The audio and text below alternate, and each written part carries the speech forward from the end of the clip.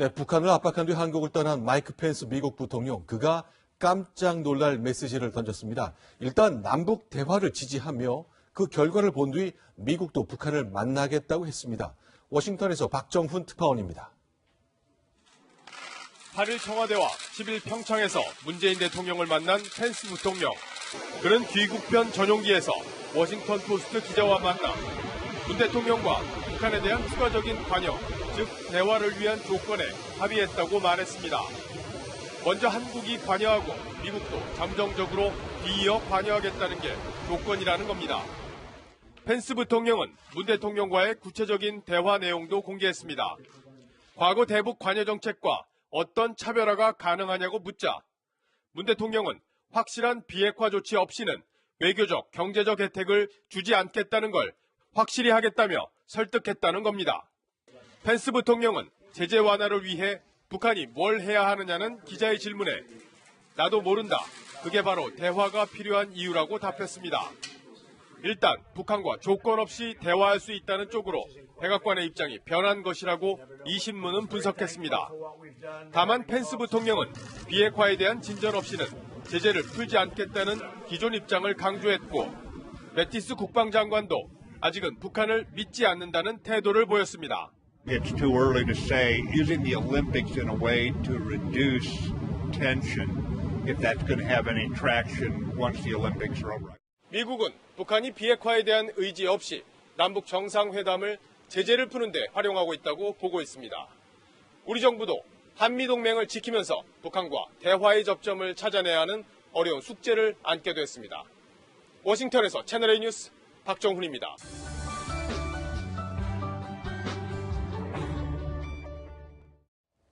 네, 김여정의 한국 방문을 대대적으로 보도해온 중국은 이런 대화 기조를 반겼습니다. 이번엔 베이징에서 정동현 특파원의 보도입니다.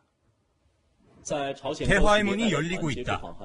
중국은 관영 매체를 통해 남북관계 개선 분위기에 일제히 환영하고 나섰습니다. 인민일보 해외판은 일면에 논평을 싣고 쌍중단 상태를 귀하게 여겨야 한다고 주장했습니다. CCTV 역시 김정은의 친서를 전달한 김여정의 소식을 대대적으로 전달하고 있는 가운데 한편으로는 미국의 역할을 강조하고 있습니다. 因为韩国也知道，美国如果不开绿灯的话，它的这个再向前走都很难。而且美国现在确实也跟朝鲜、跟韩国施加了相当的压力，所以我觉得他说这个话。 미국을 방문 중인 양재츠 외교 담당 국무위원도 트럼프 대통령을 만나 북핵 협력을 촉구했습니다. 여전히 북핵 문제에 대한 구체적인 해법에는 미중 간 의견차가 크지만 모처럼만의 남북 대화 기류에 중국의 외교적 행보도 탄력을 받는 모양새입니다. 베이징에서 채널A 뉴스 정동일입니다.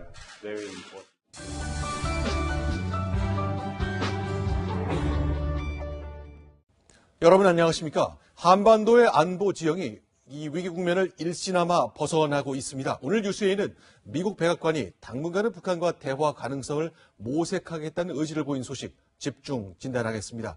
청와대는 대북 특사 논의를 시작했습니다. 최재현 기자가 보도합니다. 다시 만나게 될 희망을 안고 돌아가게 됩니다. 이 도시를 이렇게 키워나가서 정말 획기적입니다. 문 대통령이 언급한 횃불이 남북 정상회담이 될 수 있도록 청와대가 대북 특사 파견에 속도를 내기 시작했습니다. 청와대 고위 관계자는 대북 특사 파견은 답방 형식인 만큼 오래 걸리지 않을 것이라고 밝혔습니다. 빠르면 3월에 특사 파견이 이뤄질 가능성이 높습니다. 4월 한미연합훈련이 예정되어 있는 만큼 그 전에 북미 대화의 돌파구가 마련돼야 한다는 이유에서입니다. 다음 달 28일부터 미군 해병대 병력이 한반도에 들어오기 시작하면 북한이 대화의 판을 깰 수도 있습니다. 미국의 흉물스러운 핵전략 자산들과 측량 무력이 남조선에 버티고 있을 아무런 이유도 없다. 대북 특사는 김정은에게 남북 정상회담 추진과 함께 북미 대화가 병행돼야 한다는 메시지를 전할 것으로 보입니다. 미국과의 공조를 강화하면서 필요하다면 설득도 해나간다는 방침입니다. 문 대통령이 트럼프 대통령에게 전화를 걸어 김정은 친서에 대해 직접 설명하는 방안도 검토하고 있습니다. 채널A 뉴스 최재원입니다.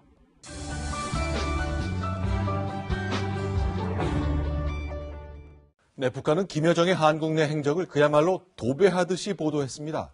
여기까진 그럴 수 있겠다 싶습니다. 하지만 몇몇 장면은 해도 너무한다 싶습니다. 김설혜 기자입니다. 문재인 대통령과 김여정은 어제 북한 예술단 공연을 객석에서 나란히 지켜봤습니다. 김여정 동지는 문재인 대통령 내외와 함께 출연자들과 관람자들에게 따뜻한 인사를 보냈습니다. 그런데 보도 사진이 이상합니다. 문 대통령이 현송월 단장과 악수할 때 엉덩이를 뒤로 빼고 허리를 굽힌 모습을 싣는가 하면 기립박수 때도 문 대통령 혼자 일어서 있는 장면을 골라 내보냈습니다. 의도적으로 문 대통령의 저 자세만 포착해 돋보이게 편집한 겁니다. 북한 대표단 모습 역시 철저히 김여정에게 초점이 맞춰져 있습니다.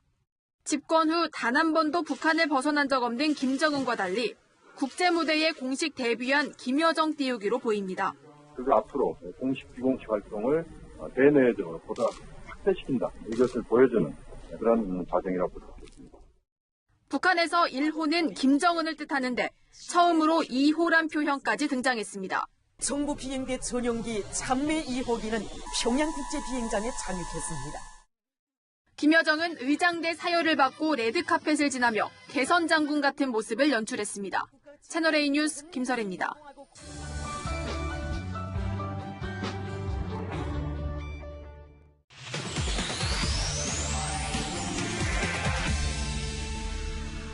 네, 뉴스 분석. 오늘의 에디터는 정치부 강은하 기자입니다. 강 기자, 오늘의 분석 키워드 소개해 주시죠. 네, 오늘의 분석 키워드 바로 초대장의 열쇠입니다.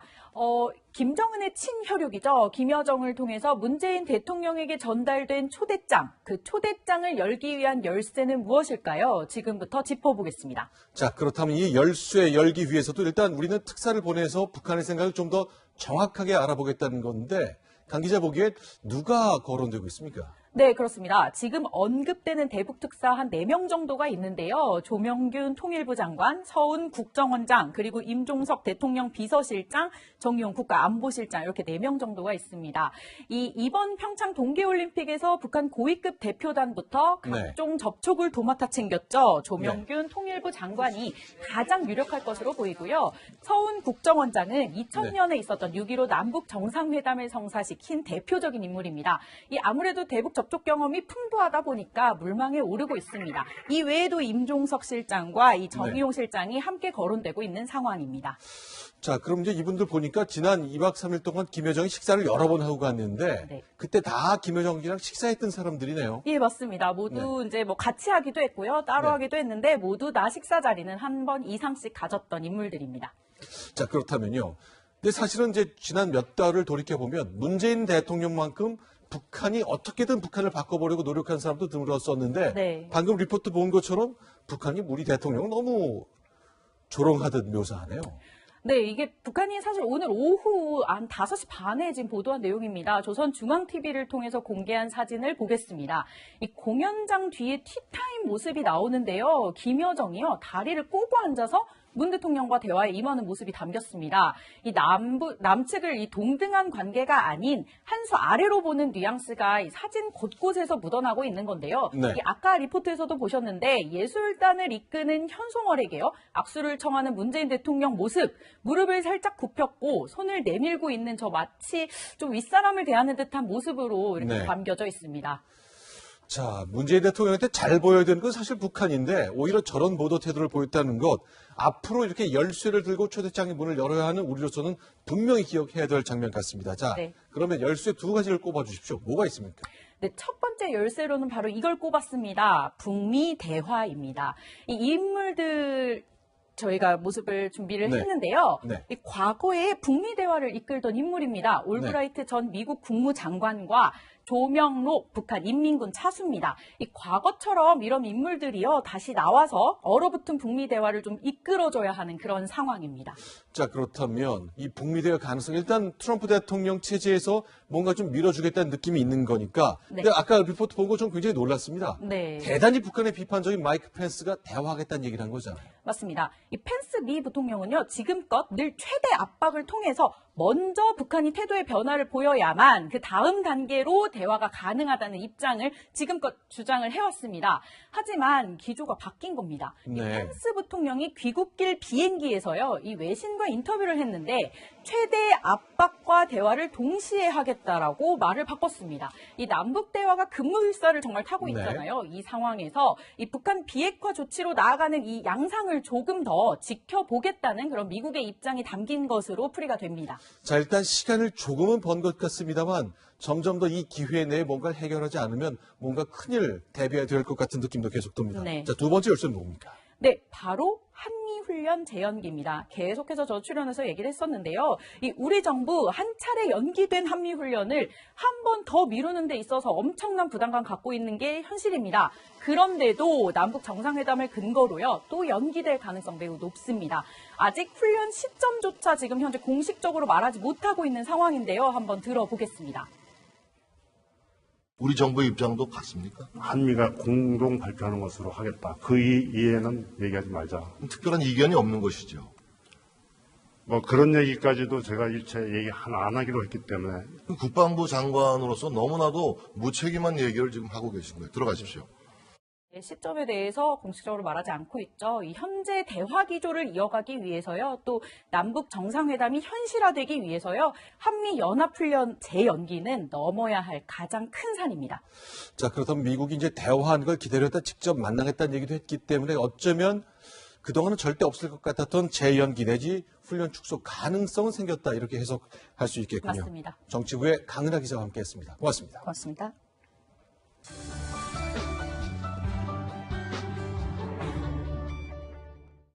네, 북한이 사람이 아니라 이동식 미사일 발사 차량에게 공화국 영웅의 칭호를 부여했습니다. 한미동맹을 위협하는 장거리 핵 미사일에 북한이 얼마나 자부심을 갖고 있는지를 보여줍니다. 최선 기자가 보도합니다. 이동식 미사일 발사 차량을 바짝 따라 걸으며 후미를 직접 살피고 한밤중에도 곁을 지킵니다. 김정은이 이렇게 애지중지한 화성 15형 탄도미사일은 지난해 11월 첫 발사 때 미국 워싱턴까지 사정권에 집어넣었습니다. 김정은은 북한 탄도미사일 중 가장 긴 사거리를 기록한 개발자들을 높이 칭찬했습니다. 화성 15형 시험 발사 성공에 기여한 승무원들에게 우리나라의 최고 훈장인 김일성 훈장, 김종일 훈장과 훈장을 받은 건 이들뿐만 아니었습니다. 지난 8일 평양 김일성 광장에 다시 등장한 화성 15형 미사일 행렬에 선두 차량 문에 새겨진 특이한 표식이 눈에 띕니다. 바로 북한 최고 등급 칭호인 공화국 영웅 표식입니다. 사람이 아닌 사물에 영웅 칭호를 붙인 건 이례적입니다. 김정은이 애지중지했던 그 발사 차량일 가능성이 큽니다. 그만큼 영웅 칭호를 받을 만한 그런 역할을 사물이지만 이 화성 15형이 했다라고 하는 것을 상징적으로 김정은이 미국을 겨냥한 핵무장 완성의 결정체로서 화성 15형 개발에 얼마나 큰 공을 들였는지 보여준다는 해석이 나옵니다. 채널A 뉴스 최선입니다.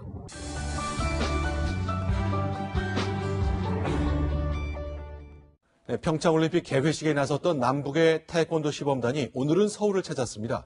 남북의 태권도는 달랐습니다. 하지만 기품만큼은 양쪽 다 살아있었습니다. 정지영 기자입니다. 공중에 있는 나무 합판을 유연한 몸놀림으로 모두 격파합니다. 부채를 들고 춤을 추듯 품새를 이어갑니다. 국제태권도연맹 조선태권도 시범단의 시범 출연을 시작하겠습니다. 뒤이은 북측 태권도는 전혀 달랐습니다. 수북히 쌓인 기왓장을 연이어 깨부숩니다. 실전을 방불케 하는 시범은 투박하지만 강력한 태권도의 힘을 보여줍니다. 우리는 예술적 요소를 더한 부드러움 속 강한 태권도, 북한은 호신술, 실전 위주의 태권도를 선보였습니다. 남북의 태권도를 한자리에서 관람한 시민들도 큰 감동을 받았습니다. 우직하고 실전이고 우리 뭡니까 또 더블 거는 아름다운 조화가 있지 않습니까? 그런 게 차이가 엄청 나는 거죠. 우직하고 세련된 그런 차이라고 볼 수 있습니다. 남북의 태권도는 서로 달랐지만 태권도의 위험이나 기품은 둘 다 그대로였습니다. 채널A 뉴스 정지영입니다.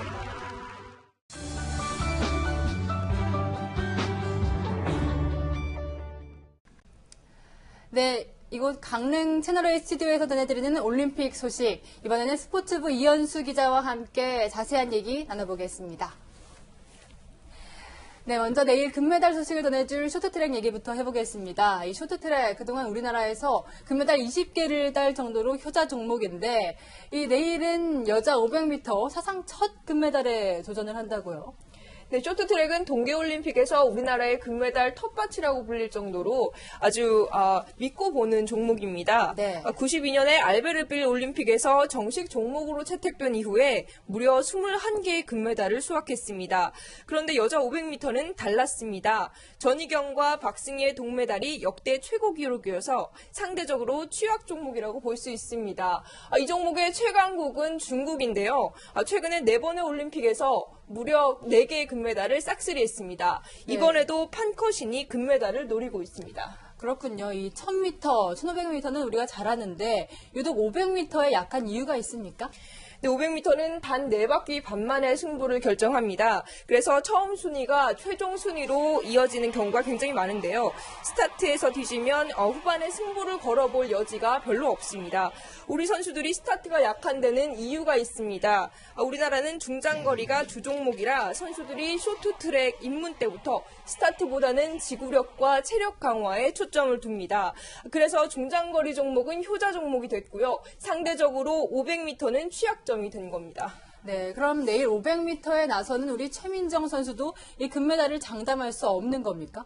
최민정은 좀 다릅니다. 원래부터 빠른 스타트가 강점인 선수였고요. 또 500m를 위해서 남자 선수들과 함께 훈련을 하면서 근력을 키우는 데 집중했고 체중도 늘렸습니다. 오늘 오전 훈련장에서 대표팀 코치를 만났는데요. 코치들이 얘기를 하기를 멀리서 보면 최민정 선수가 남자인지 여자인지 구분이 잘 안 될 정도로 스피드가 굉장히 올라왔다고 해서 기대감을 표출했습니다. 네, 이번엔 다른 종목 얘기도 좀 해보겠습니다. 여자 아이스하키 단일팀이 2번째 승부를 하는데요. 이번엔 세계 랭킹 5위 스웨덴에 맞서잖아요. 그런데도 깜짝 놀랄 경기를 보여주겠다고 했어요. 어떤 승부수가 예상이 됩니까? 네, 단일팀은 잠시 후 9시에 강릉 관동하키센터에서 스웨덴과 예선 2차전을 치릅니다. 그제 세계 6위 스위스와의 경기에서 0대8로 크게 졌는데 오늘 상대는 사실 그것보다 더 랭킹이 높은 팀입니다. 스웨덴은 세계 랭킹 5위고요. 그래서 일방적인 경기가 예상이 되지만 사실 희망적인 부분도 있습니다. 단일팀은 올림픽 직전에 스웨덴과 평가전을 치렀는데요. 3대1로 졌지만 경기 내용이 그다지 나쁘지 않았습니다. 스웨덴은 파워가 강점인 팀인데요. 그제는 일본의 조직력에 굉장히 당황하는 모습을 보이기도 했습니다. 우리 단일팀이 노릴 부분도 바로 이 부분입니다. 경기도 경기지만 단일팀 출연 자체가 세계적으로 굉장히 화제가 되고 있습니다. IOC 선수위원장인 미국의 엔젤라 루기에로는 단일팀이 노벨 평화상 후보에 올라야 한다고 말해서 굉장히 화제가 됐습니다. 네, 오늘 스웨덴전 비록 늦은 시간이지만 많이들 응원을 보내주셨으면 좋겠습니다. 여기까지 듣겠습니다. 이현수 기자였습니다.